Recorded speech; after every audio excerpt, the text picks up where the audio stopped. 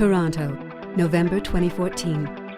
1,000 attendees from across the province.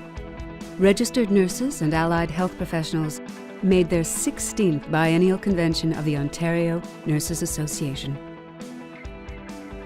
The day preceding the opening of the convention, participants at ONA's annual Human Rights and Equity Caucus enjoyed a rewarding day of discussions on the union's human rights and equity work and heard speakers on disabilities in the workplace. Comedian, actress, and disability advocate Maysoon Zaid delivered a provocative, entertaining, and thoughtful presentation to the attendees. People with disabilities are the largest minority in the world, and we are the most underrepresented on television and in media. ONA President Linda Haslam-Stroud launched the biennial convention on November 18th with her keynote address, stressing ONA's many victories and successful campaigns of the last 2 years. On current issues, she focused on the significant win from the hospital sector arbitration, which has opened the field for wage increases in all health sectors. In fact, a few months later, ONA members at CCACs would vote to go on strike for a 1.4% increase. What was so exciting about that arbitration award for the hospitals, it was 1.4% in each of 2 years, and you say, well, that's not going to help me very much, et cetera, et cetera. But you know what it did? It broke the cycle of lump sum payments, where that is the new mantra by the government and by your employers. Thank you. Thank you to each of the hospital members for supporting us. Thank you to each of the other sector members that supported us at that table. We were steadfast, and we were steadfast to ensure that we had percentage on the grid. And you know what? We're hopefully changing the climate because of that. You'll see that other awards and other negotiated settlements are actually following in our footsteps for some of our colleagues.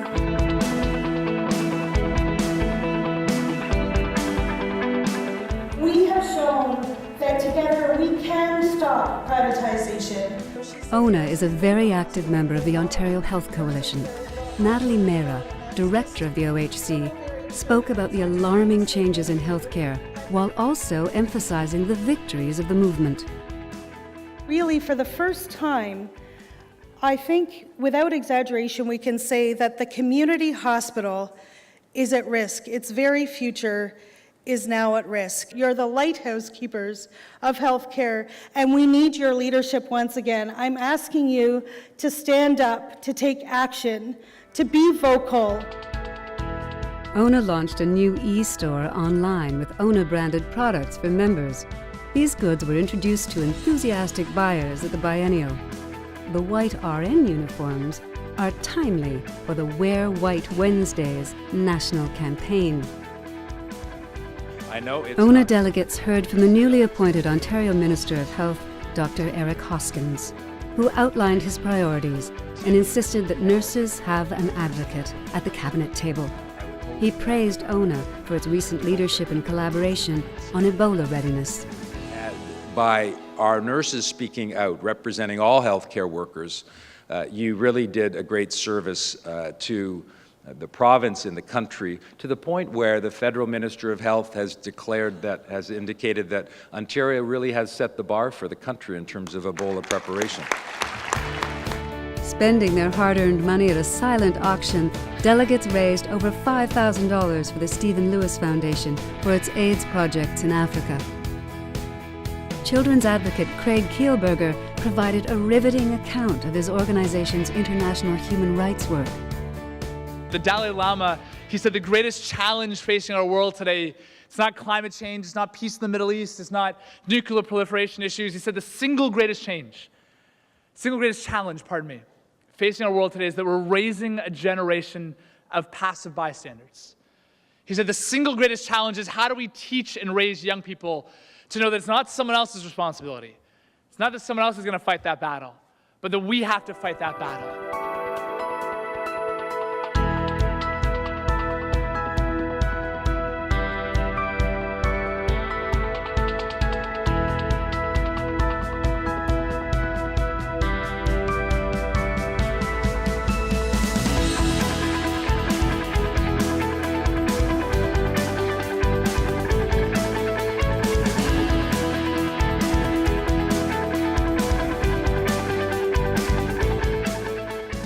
Now, I'd grown up in the middle of the farm worker world, but I had never seen it.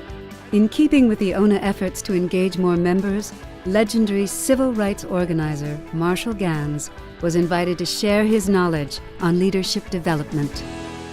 You know, when people think leadership is just all about doing it on your own, that's not how it works. It's a myth. It's a myth. Dr. King did it all by himself. That's not, he had a team. Everybody had a team.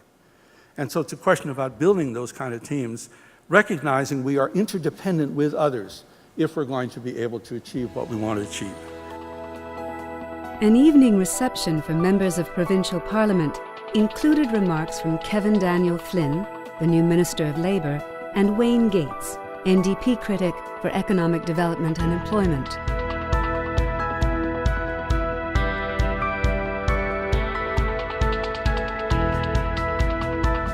Linda Silas, president of the Canadian Federation of Nurses Unions, reported on the conditions for nurses across the country and confidently expressed the view that nurses together will change healthcare.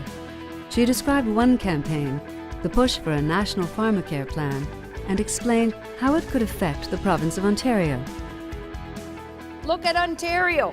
Ontario, if we would have a national pharmacare program, which would mean every patient would have access to the medication they need free of charge. It would be paid under the public purse.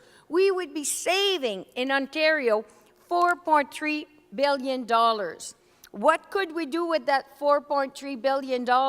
We could increase by 31 million hours of home care. Imagine that. We could open 300 community health centers. We could open close to 4,000 new long-term care beds and hire close to 12,000 new nurses just in the province of Ontario.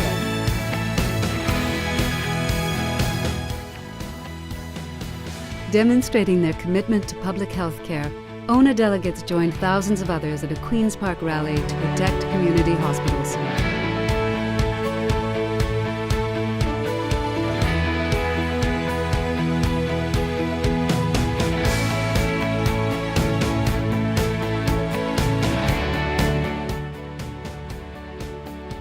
Another successful biennial convention completed.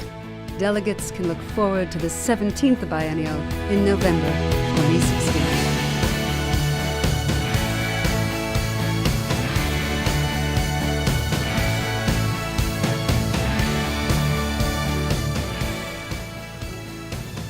I know that we are stronger together, and I thank you for all the work that you've done, and we'll see you in the upcoming year. Take care.